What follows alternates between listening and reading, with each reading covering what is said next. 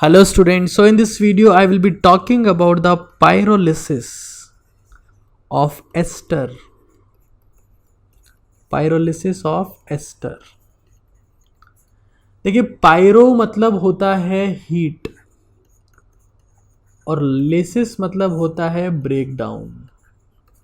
तो आप जैसे इलेक्ट्रोलिसिस होता है, फोटोलिसिस होता है, हाइड्रोलिसिस होता है, वैसे हमारे पास में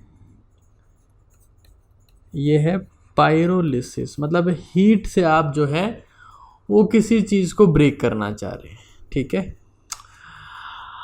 अब पायरोलिसिस ऑफ एस्टर की बात की जाए तो कैसे होता है ये एक बार हम लोग समझने की कोशिश करेंगे इस वीडियो के माध्यम से। तो let's see here we have an ester CH3 CH2 C double bond OR। तो इस एस्टर में सबसे पहले तो हमको ये समझना है कि किस तरीके से रेजोनेंस होता है। तो आप देख सकते हैं यहाँ पर इस ऑक्सीजन, ये जो ऑक्सीजन दिख रहा है, इस ऑक्सीजन का जो लोन पेयर है वो लोन पेयर सिंगल डबल, ये लोन पेयर, ये सिंगल, ये डबल, ये रेजोनेंस में जा सकता है। और अगर ये रेजोनेंस में पार्टिसिपेट करेगा तो इस ऑक्सीजन के ऊपर पार्शियल पॉजिटिव चार्ज और इस ऑक्सीजन के ऊपर होगा पार्शियल नेगेटिव चार्ज। तो सबसे पहली बात तो ये समझनी है कि एस्टर में कौन सी ऑक्सीजन इलेक्ट्रॉन रिच होती है, ये चीज़ समझ में आना जरूरी है। उसके बाद पायरोलिसिस ऑफ एस्टर अपने आप समझ में आ जाएगा आपको, इलेक्ट्रॉन डेफिशिएंट है।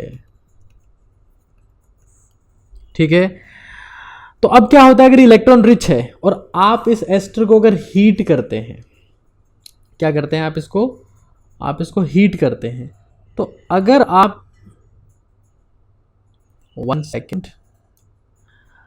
अगर आप इस एस्टर को हीट करेंगे तो जो इलेक्ट्रॉन रिच ऑक्सीजन है ये इस फंक्शनल ग्रुप के रेस्पेक्ट में अल्फा कार्बन है और बीटा कार्बन है। देखिए ये इंट्रामोलिकुलर एलिमिनेशन रिएक्शन है, it is an intramolecular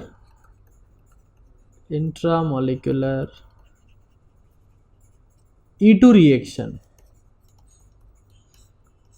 pyrolysis of ester is an intramolecular E2 reaction जिसमें स्टूडेंट्स को बहुत ज़्यादा डाउट होता है। ठीक है, अब यहाँ पर ये जो इलेक्ट्रॉन रिच ऑक्सीजन आपको दिख रहा है, दिस इलेक्ट्रॉन रिच ऑक्सीजन इस बीटा कार्बन से हाइड्रोजन को एब्स्ट्रैक्ट कर लेता है।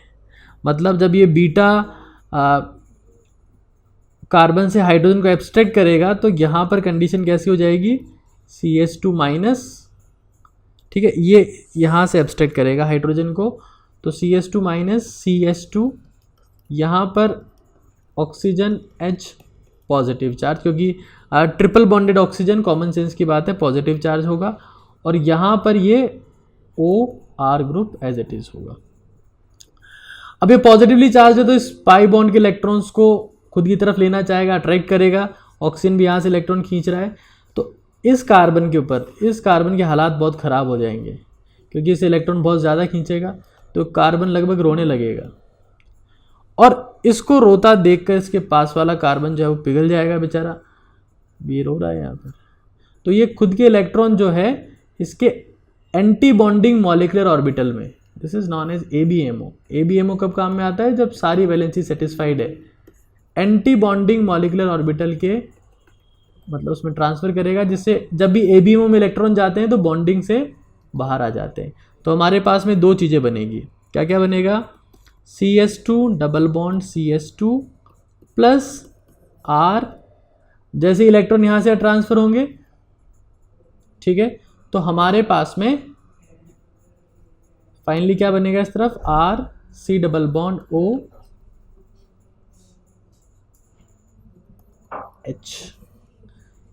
ये जो आप देख पा रहे हैं।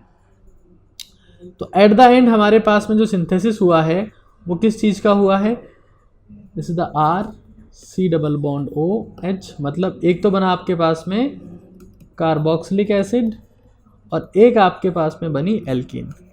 This reaction is also an example of syn elimination.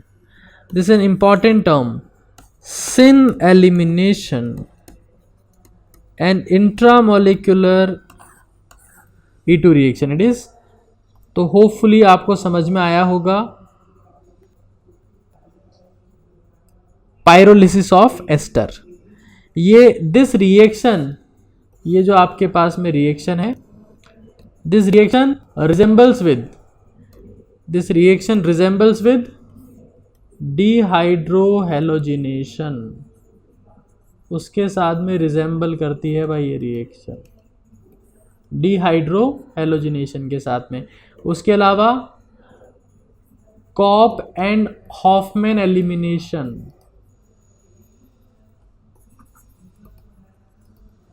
वहां रिजेंबल करती हुई चीज है। ठीक है, तो उम्मीद करता हूं आपको समझ में आया होगा।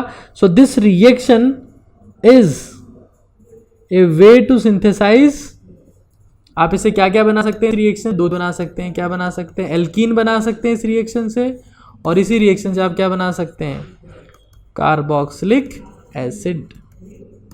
That is the pyrolysis of ester. तो आज के लिए इतना ही है। Thank you again.